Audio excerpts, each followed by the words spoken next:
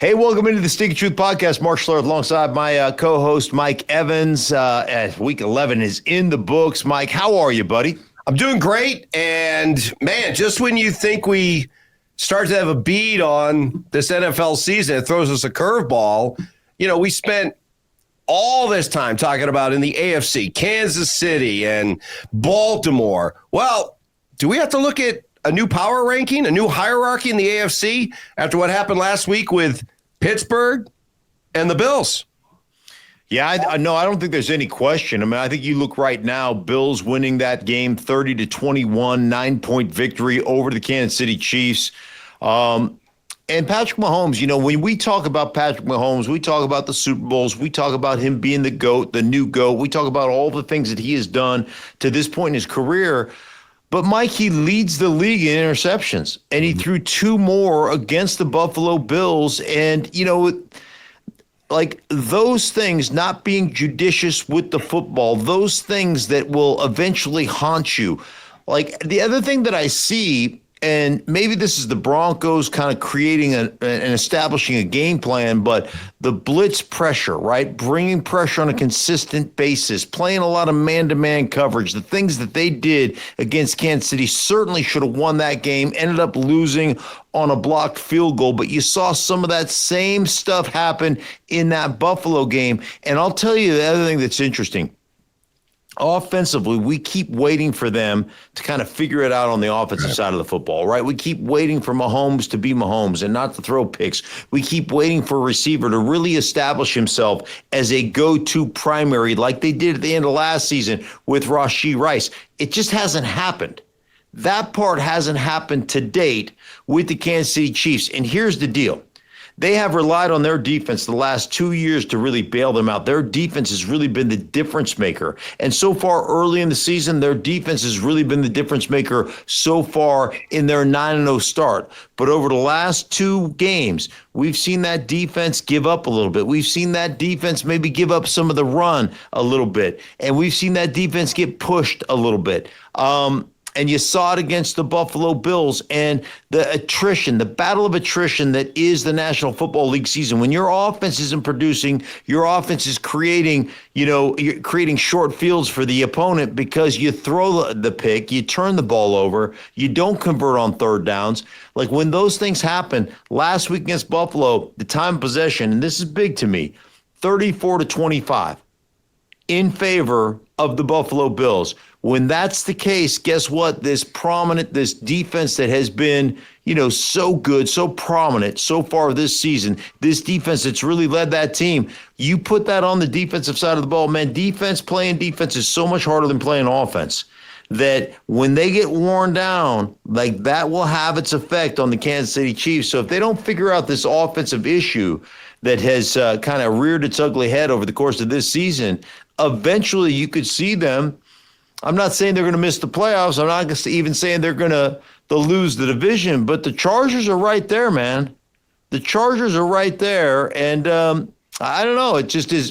From my lips to God's ears, I hope they don't win the division. I hope they fall flat on their face. I hope they don't make the playoffs, but I do believe they'll make the playoffs. I do believe they'll still win this division, but it's not going to be a cakewalk to the to the AFC Championship game and beyond. There are legitimate problems here in KC. But they still have the benefit. They've banked enough goodwill that you look at the red flags, which are all valid, but yet until it rears its ugly head in the playoffs, you give them the benefit of the doubt that they'll be able to figure it out. I guess Buffalo is what's interesting to me because, hey, what Buffalo and Josh Allen have proven, they can beat Mahomes and the Chiefs in the regular season. Correct. But, do you put that much stock in what the Bills did the other day, or is it just I can't really believe until I see you do it in the playoffs? Yeah, what are they? Three, I think 4-1 in the regular season, and they're 0-3 in the playoffs. Certainly that's going to be part of it, and certainly that's what people are going to say, as they whistle by the graveyard in Kansas City, like, oh, nothing to see here. It's just the regular season. They beat us in the regular season. We let that happen. It's come playoff time. I get all that, and that stuff is fair. It's fair for Kansas City fans to say that, but if you're Buffalo right now, don't you feel a little bit different? If you're Buffalo, you said, hey, man, we're going to let go of Gabe Davis. We're going to let go of Stephon Diggs. We're going to change personnel-wise what we do. We're going to change our offense. This is going to be a more balanced offense. We're just not going to rely on Josh Allen to throw the ball every single situation. They did that. And then, by the way, when it was nut-cutting time at 4-2, Sean McDermott didn't go, hey, let's kick a field goal to go up 5. Right. Let's go ahead and put the dagger in here. 4th and 2, we're going to call on our quarterback to drop back and throw the football. And, oh, by the way, decision-making. And this is big for Josh Allen this season so far. His decision-making, his lack of turnovers, his being judicious, especially in the red zone with the ball. Yeah. All those things have shown to be so prominent in this season. Think about this. 4th down and 2, he talked about this in the post-game press conference or on the field, the post-game. He said, hey, on that particular play, we were expecting man-to-man coverage. And we had a play called to beat man. And they threw us a zone, and then I pulled the ball and just took off. And then he ran over a couple of defenders that, obviously were on the field for a long time. So that goes back to my first point about that defense getting worn down a little bit. We ran over a couple of defenders, and he runs 26 yards for a touchdown. That's a big-time play, a big-time confidence boost, and it boosts the confidence of the entire team because we've changed what we do. We've changed our personnel. We've changed the style of offense with which we play, and guess what? Right now, we just knocked off the only undefeated team in football. We got to feel pretty good about where we sit right now as a franchise and the decisions we made this offseason when everybody thought, man, they're going to take a step down. The Bills aren't going to be the Bills. They're not winning this division this year. Not with the resurgent Jets and Aaron Rodgers being healthy. Not with the Miami Dolphins. Well, guess who's on top? And guess who isn't looking back? It's the Buffalo Bills.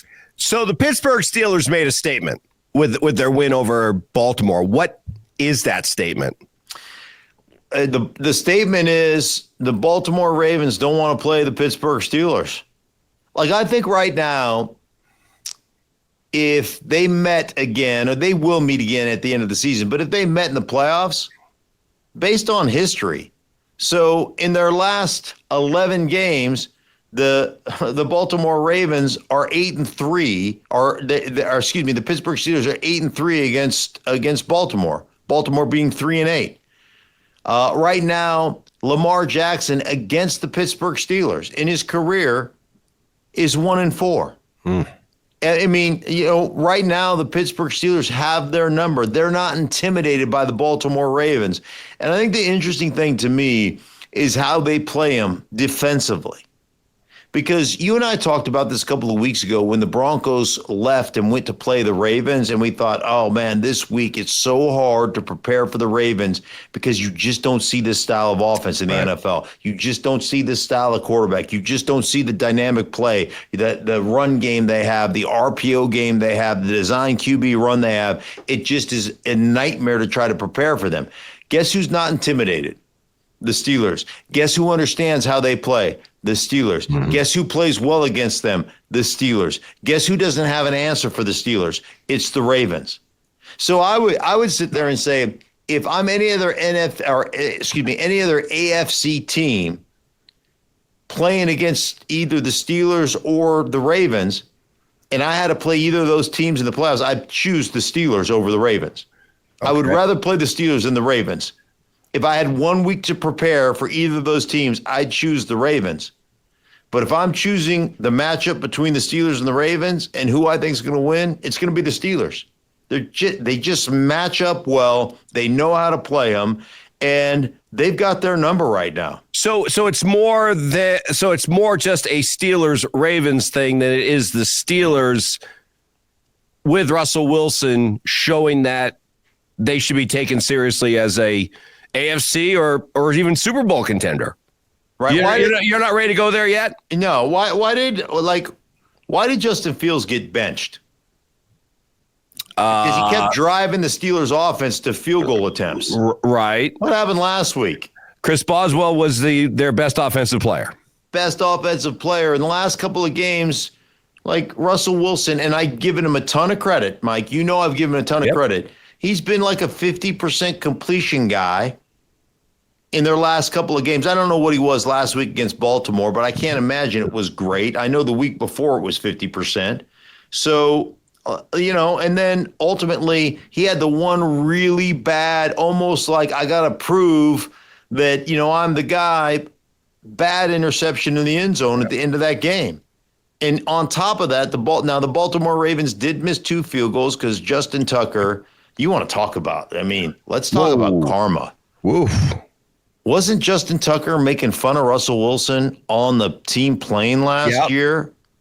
Yep. Wasn't he busting Russell Wilson's balls on the team plane? You're a kicker. Yep. You kick. You're a kicker. You're not an NFL player. You're a kicker. And you made fun of Russell Wilson. Well, that karma's coming back to bite you right in the tuchus. That's bad juju, man. Bad juju for a kicker to make fun of any NFL player. I don't even care how cringy Russell Wilson is. That's bad juju. Russ was 23 of 36 for 205 yards and that 1 interception. So you still believe there's a ceiling that the Steelers are going to bump into here come playoff. Listen, as long as Russell adheres to what they're asking him to do, because what they're asking him to do right now, and I didn't see the pass chart in this particular game, but they haven't even made attempts in the middle of the football field. They don't even attempt the ball in the middle of the football field. It's all to the edges, and then his deep ball accuracy, and then George Pickens every weekend making some ridiculous circus catch is just unreal. But the Ravens play the Steelers, and they just basically shit in their pants. Like they had 12 penalties for 80 yards. They had, I think, 3 turnovers. The one interception that was a catch by Hill, the running back, got ripped out of his hands. It was like that was one of the most remarkable interceptions I've ever seen. So, likely fumbles and turns the ball over. It just is.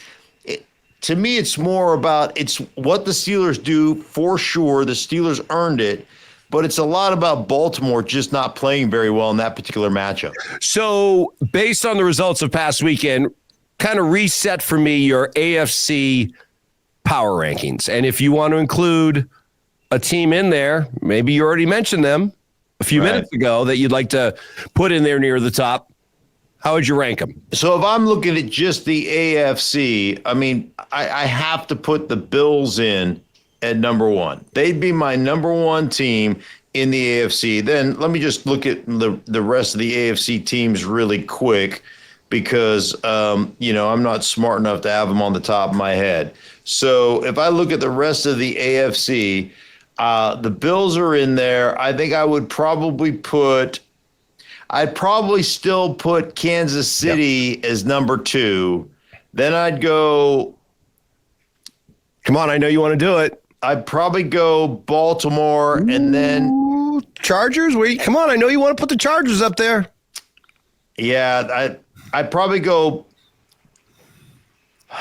Baltimore, Chargers, and Pittsburgh right there. Okay. I'd still probably put Baltimore at 3, although you could probably talk me out of it and say, hey, man, what about the Steelers? They won head-to-head. But I'm telling you what, the Chargers are the one team right now that nobody wants to face. And people will, piss and moan about me not putting Houston. Houston does not pass my eyeball test. Why? They're 7-4 right now. They don't protect their quarterback well. Offensively, they've given up more sacks per game by almost a sack, more pressures per game by about, from 20% to 28%, whatever that means. But they give up inside pressure on their quarterback. They just, for whatever reason, Mike, in my eyeballs, they don't pass the smell test. They don't pass the eyeball test. And oh, by the way, they're giving up these extra pressures. They're giving up these extra sacks. They're, I think, 3rd or 4th in the league or 2nd in the league, something like that. Sacks given up, overall sacks given up. And they're doing that with an actual run game this year that they didn't have last year. Joe Mixon is, a beast running the football. So that's a real issue to me with the Houston Texans. And there's just something about them right now as currently constructed. And I know they're sitting at 7-4. I think it's 7-4, but they just don't look like a team that they're going to win that division going away because that division sucks. But they don't look like a team to me that's going to compete once the playoffs start. Okay, so that's what you got going on in the AFC. Over in the NFC, I feel like I ask this question to you every single week. What is going on with the 49ers?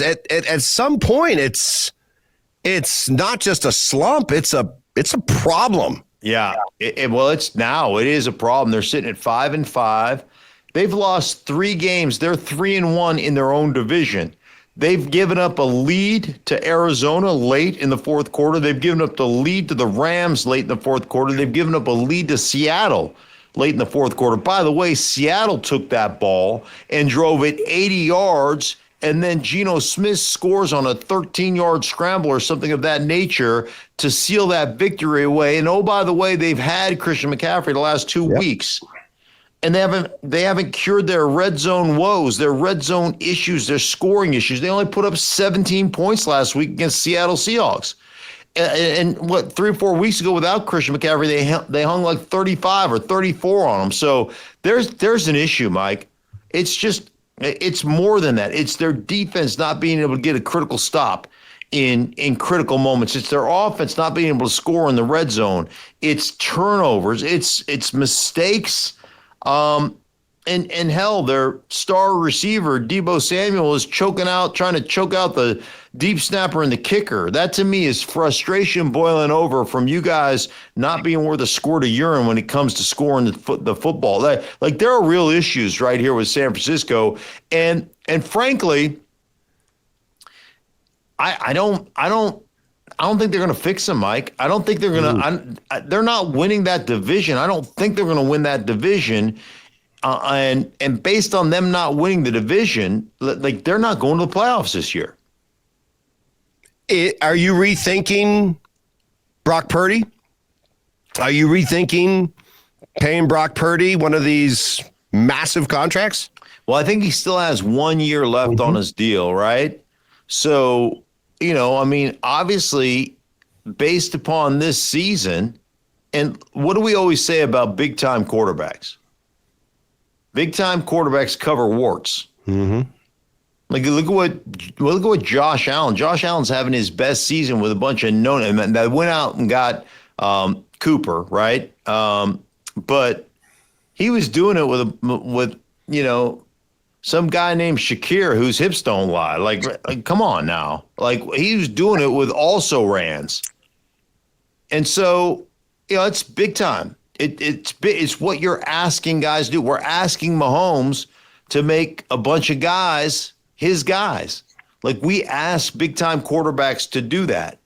And Brock Purdy, although he's been good, Mike, he hasn't elevated that team the way you think a big-time quarterback is going to elevate a team. So, yeah, I think you've got to have second thoughts about paying him the going rate. Now, if you're going to say, hey, man, we're going to get you on the $35 million a year Geno Smith deal, right? Then, yeah, we'll pay you that. But we ain't going to the Dak Prescott $60 million, $55 million a year deal. That ain't going to happen. So, whereas we look right now at the AFC and they're contenders, right? There's no real clear-cut favorite. NFC is everybody playing for second to Detroit. Do you see anybody knocking off Philly? It sounds like, all right, so have you done a 180 on Philly this year from where you were at the beginning of the season to where you are now? Philly is playing great football. Okay. And now my number one team, it's been this way for 11 weeks, is Detroit. You know how I feel about Detroit. You know how I feel about how powerful they are, how they can beat you any way you want to play. If you want to play that snot-nosed physical style of football, they can beat you doing that. If you want to play, a finesse style where they throw it down the football field, they can beat you doing that. They can beat you any way you want to play. And I think they're the best team in football. I think they've got the best tandem of backs in football. I think they've got great receivers. I think their quarterback is playing at an incredibly high level. Hey, listen, when you can can turn the ball over 5 times on the road in Houston in a in a primetime game, and you can go, that's all right. We can still find a way to win. That just shows you how damn good they are. And then they scored every freaking drive against the Jacksonville Jaguars. Like, they're legit. But I'm going to tell you right now, Philadelphia, like, offensively, with Saquon Barkley, with a healthy Jalen Hurts, who was hurt last year, they've implemented that quarterback run game back in there, the RPO game, getting him outside the numbers, all those things. Very important to what Philly does, what they do exceptionally well, what took them to the Super Bowl in the 2022 season, and what was ailing them last year. Not having that, they've got that back. Plus, with Saquon, really good stuff. So I think that's great. But really, where they set themselves apart to me is on the defensive side of the ball. What they're doing on the defensive line, the rotation they have, the physicality with which they play. Carter has just been a one-man wrecking crew. They're playing great football there. And then what they've done in the secondary, Mitchell is incredible, right? This DeJean is playing lights out the nickel. Like when Darius Slay, who's been a big-time player in this league for a long time, becomes your third best corner, like, you got something going on in Philly. Like, they're loaded on that side of the ball. So is that the answer then, the simple answer to how Nick Sirianni got his groove back? Because, we were talking about this early in the season. What's wrong with Philadelphia? What happened at the end of last year? They just don't look the same. Sirianni seems to have lost it. Yeah, they started, like, they've really leaned into the quarterback. They've leaned into what he does well. I thought last year, and part of this, I think, hindsight being 2020, I think the reason they pulled all the run stuff away from him is because of the injuries that he was suffering. Just trying to get himself healthy. And then I think the other thing is, if you listen to Nick Sirianni just after this last game, they play Thursday night. They play against Washington. It's a tight game all the way through until they pull away in the fourth quarter. But you just listen to Nick. I mean, he's heard the criticism, him jawing with fans and some of the lack of, fourth down efficiency, kicking a field goal in a fifth, in a sheeting rainstorm, and all this stuff that has happened. You can hear him in the way he addresses the media, understanding that he's made a lot of, like, stupid decisions, if you will. So you could see that some of that stuff has changed. So good for Nick Sirianni for listening to himself. And don't forget this, man. He's lost coordinator. Shane Steichen leaves and goes to coach Indianapolis. They new defensive coordinators, new offensive coordinators. He goes with Kellen Moore this year. Them finding that rhythm, him allowing those guys to coach. Yeah, good for Nick. I personally like Nick. I like Nick a lot. Now, there's a lot of the decisions on fourth down. Like, when you go for it, when you've got a 16-0 lead and you don't understand the difference between a 3-score game and a 2-score game, and you go for 2, like, that is remarkably stupid. And so, I think he's owned that stuff. He's looked at it and go, okay, yeah, you got me on that one. All right, that was dumb.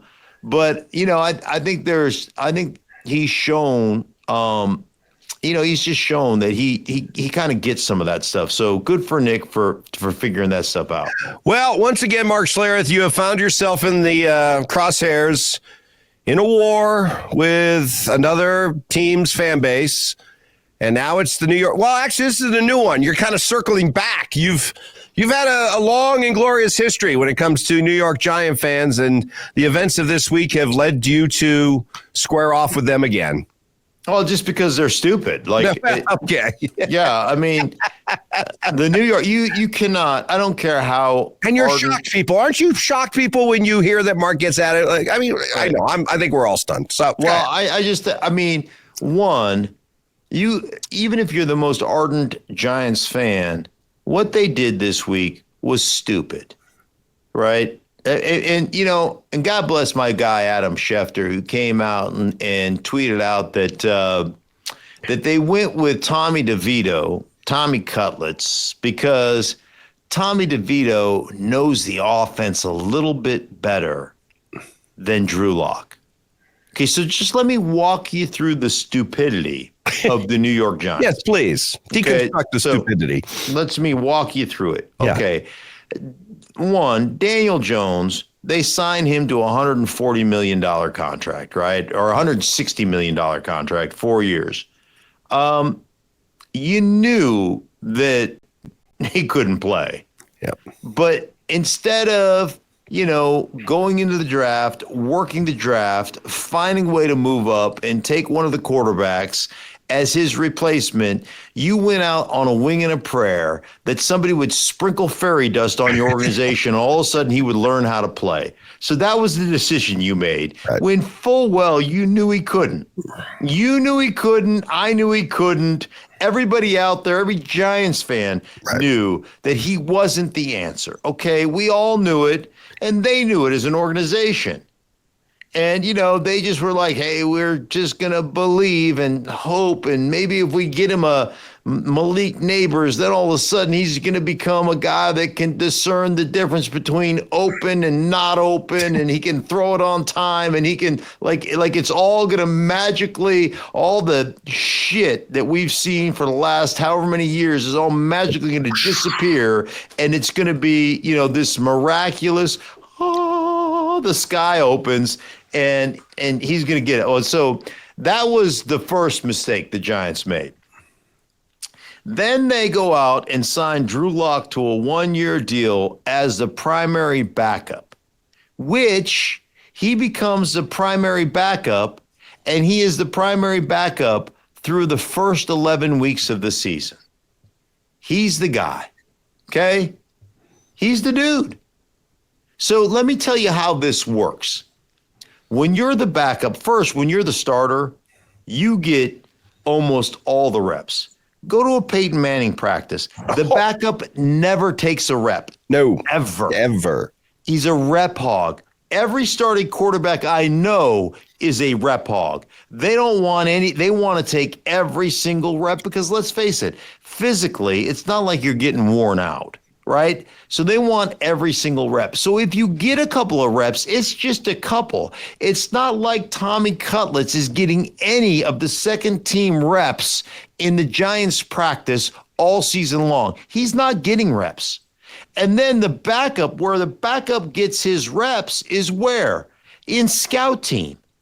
So the backup is taking the reps in scout team. And if the third team guy gets a rep, it's 2 or 3 reps here or there in scout team, not in the team drills, not, hey, 1st and 10, not, hey, 2nd down and 7+, not third downs, not red zone, not goal line, not any of that. He's not getting any reps. And then the Giants have the audacity to lie to Adam Schefter and everybody else to say, well, Tommy Cutlets really knows the offense better than Drew Lock. So did they just find this out on week 12? You know what? We just did an assessment. We gave them both the test, and it turns out Tommy knows the offense better than Drew Lock. You just figured that out week 12. So you're telling me that Drew Lock was good enough to be the backup quarterback through the entirety of the regular season, meaning that if Daniel Jones got hurt or that ACL that he had reconstructed acted up and they needed to move on from Daniel Jones in any particular game, they gave it to the guy who knew less about the offense than the third team guy who knew more about it? If that was truly the case, Tommy Cutlets would have been the backup quarterback and not Drew Lock. This is a clown show. Well, all right. I think it's fair to accuse the Giants of something here. Stupidity or just being cheap? Because is this more a case of follow the money? And Drew Lock's got a lot more money tied up in incentives that could be reachable if he plays, and that's why he's not getting the start. So is this more about, when they say it's not about the money, it's always about the money. So is that what's in play here, at play here? So for all you fans out there that are Giants fans going, hey, it's about tanking, right? So we need that draft pick. What are you doing from a cultural standpoint to your organization? If it's about the money, Mike, and let's say that yours truly is a free agent, next year. And it's a smaller world that we live in now than it's ever been, right? Everybody has all the information. We're all on social media. We see it all, right? And yours truly is offered the same amount of money, the same amount of years, and my choice comes between the Giants and some other team. And I know what the Giants did to Drew Lock, and I know they cheap-assed him and didn't want to pay him any incentives, so they didn't let him play. He's on a one-year contract, like gambling on himself, and you made that decision. You think I'm coming to your shitty-ass organization to play for your shitty-ass ownership because that's the type of decision you make as a football team? No, thank you. Now, if I have nowhere else to go, I'll go there. Or if you're paying me a lot more money, but if you're paying me a lot more money and that's the decision I'm making a decision to be an independent contractor. So, you know what? It's the unintended consequences of making a stupid-ass decision like this that's going to cost the Giants down the road. So, you can make those decisions, but you're a clown show, an absolute clown show. Well, I'm sure this impassioned defense by you will convince every Giant fan out there the error of their ways, and they'll come around to you being right. Giants, you're welcome.